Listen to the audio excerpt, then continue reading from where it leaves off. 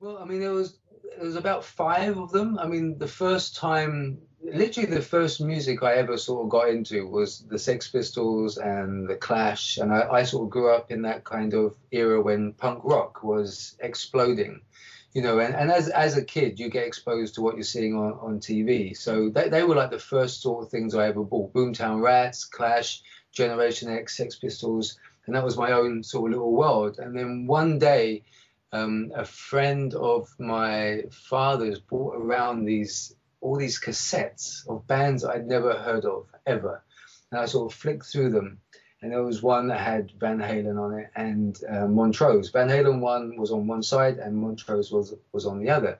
So I put that in and listened to that, and that was it. Then that was the switch that was flicked, and from that day on, it was all about rock.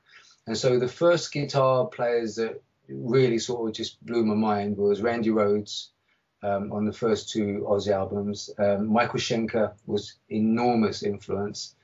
Gary Moore on the Black Rose album.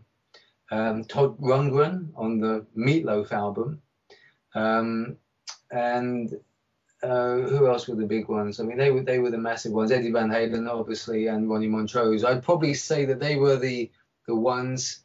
I mean, I must have sat down and learned every Michael Schenker guitar solo, every Michael Schenker song. I probably put more time into Michael Schenker than any other guitar player.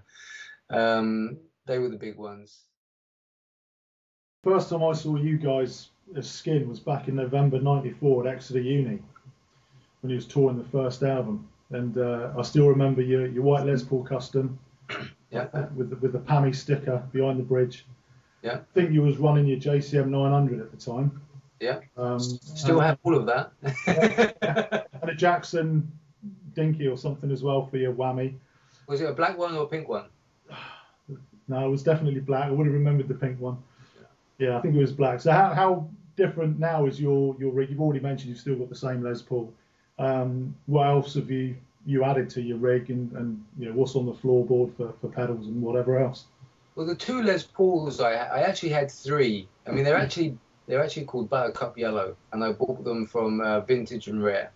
They're all quite similar sort of age, and they were just identical sort of Les Pauls. Very heavy weight on them.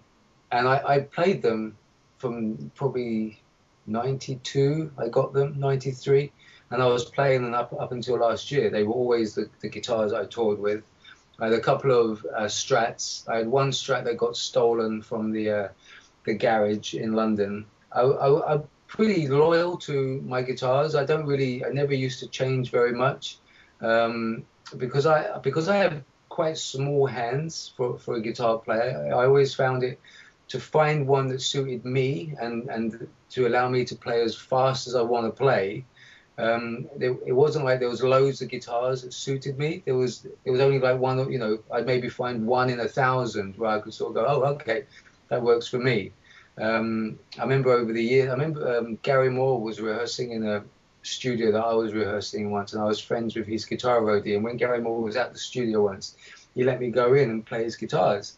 And the strings were so far away from the neck. I mean, the power that must have been in this guy's hands was immense.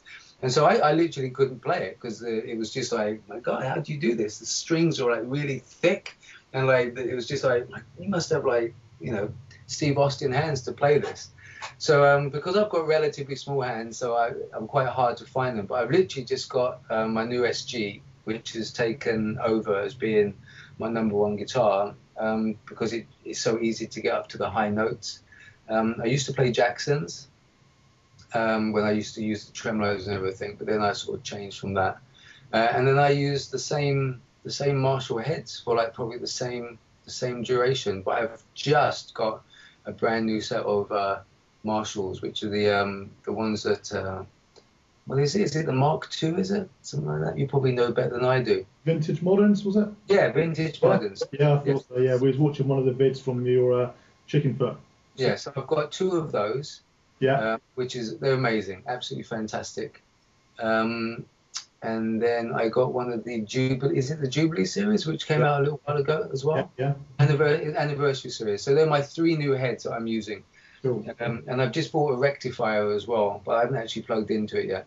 Right, nice. In the vid, you was also using a V as well. That's a Yeah. fairly different tangent. Is that the Shanker influence coming out on that? Well, it came about because I just needed necks that allowed me to get up to the high E easier than on my Les Pauls, because for whatever reason I just started playing more up there than before. And so I got the SG and I started playing on that, thinking I could just swap back and forth with the Les Paul. But the difference with the neck was so huge that it was like, that's not working. So I had to find another guitar which allowed me that I was comfortable with. I couldn't find another SG for love of money that I liked. And then the shop that's very close to me, a guitar shop called Chandler's, they just called me up and said, there's a guitar in there you might like. They do all my guitars for years, so they kind of know what I look for. And so they said, we've got a Flying V here, which you may like. And now the first guitars I ever had were Manson. Do you know the company Manson guitars? Yeah. Yeah, so I had 2 Flying Vs made for me, like when I was like 14 and a little bit older. One was like a 3/4 size. And then when I played with UFO, that's what I used. I actually used a Flying V right at the beginning. So it's almost like going full circle and going back to the original guitars. Cool. What about effects-wise? What are you using at the moment? Do you use much? I know you used to have a fairly minimal pedal board in skin. Is that still the same? Is it just a wire on the deck and a booster or something? Well, I mean, what I'm actually using now, and I'm smiling as I'm saying it because I'm loath to almost to say it, is because I'm using the Black Star valve distortion. Yeah. So I'm actually using the Marshall as an amp, but using the Black Star distortion to get all the gain out of it. Right. The Fire and Fury pedal. Yeah, I know the one. It's the Gus G signature pedal, isn't it? Yeah. Absolutely fantastic. I love it. Absolutely love it. So I'm basically, same as Satriani uses the heads just to provide the body, and then he uses his distortion pedal on top. But as I'm very good friends with all the people at Marshall, I'm really slightly embarrassed to say that. So what else? Do you use any other effects? Chorus, flange, or just the wah-wah? Yeah, just the wah. And for no other reason, when you're playing live and there's so much going on, that to keep stamping your foot down just drives me insane. So I try to have it as minimal as possible. And the actual effects rack that comes with the new Mark II, or the Marshall head that you said, it's so hard to use because you never know which channel you're gonna be on. That's the actual reason why I'm using the Gus G thing, just because it's so simple. So is the Marshall always amazes me that you get these very, very expensive heads, but the foot pedals that normally go with them are rubbish. You know, I mean, when you're playing live, you actually need a light to tell you that it's on and stuff like that. But I'm yet to come across the pedal boards that are that well designed.